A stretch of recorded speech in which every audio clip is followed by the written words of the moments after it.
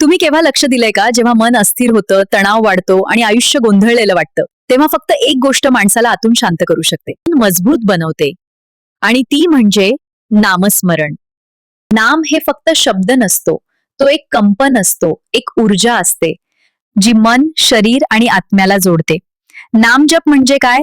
परमशक्ती, विश्वशक्ती किंवा आपल्या श्रद्धेच्या स्रोताचं नाव पूर्ण विश्वासाने, प्रेमाने आणि एकाग्रतेने पुन्हा पुन्हा घेणे म्हणजे नामजप. नामजप कसा करावा? शांत जागा निवडा, पाठीचा कणा सरळ ठेवा, डोळे अलगद बंद करा, खोल श्वास घ्या आणि श्रद्धेने नाव घ्या. तुम्हाला जे नाव आवडेल, जसे की ओम, श्रीराम, विठ्ठल किंवा तुम्हाला ज्या शक्तीवर विश्वास आहे ते नाव तुम्ही घेऊ शकता. रोज फक्त 5 ते 10 मिनिटं सुरुवात करा आणि नामजपाचे शक्तिशाली फायदे पहा.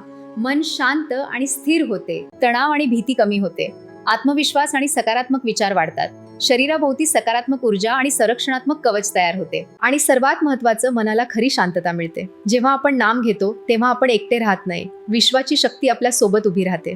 चला तर मग दररोज काही मिनिटे नामस्मरण करा आणि स्वतःमध्ये लपलेली दिव्य शक्ती जागृत करा.